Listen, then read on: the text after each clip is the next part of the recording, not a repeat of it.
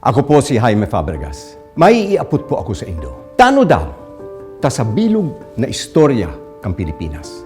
Mayo pa, ni sarong Bicolano ang naging presidente. 5 na ang naging presidenteng gikan sa Central Luzon.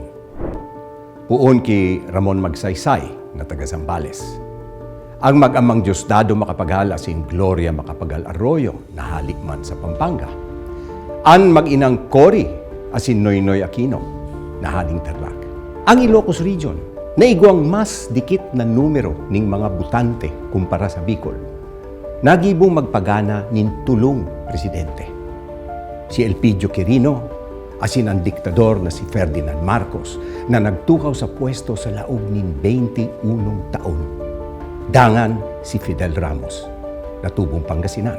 Sa Katagalogan man, yaon si Manuel L. Quezon nagikan sa Tayabas. Asin si Joseph Erap Estrada na taga NCR.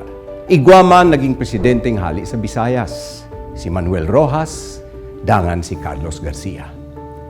Asin ang Mindanao, nagkaigwana sa persona mismo ni Presidente Rodrigo Duterte. Ang Bicol, ang panlima sa may pinakadakol na butante sa Pilipinas.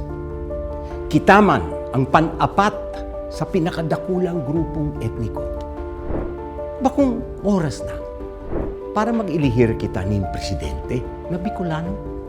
Ipagmati niya to sa enterong Pilipinas, antibay, kusog, asin pusong Bicolano. Ipabisto ta sa kapwa Pilipino ang matanos na lider.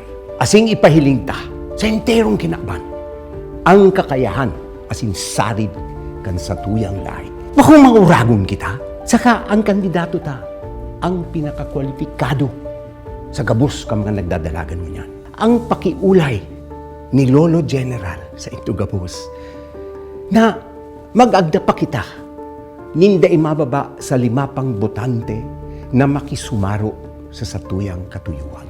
Sa tuyang mga kahimanwa, uya na ang sunod na presidente kang Pilipinas.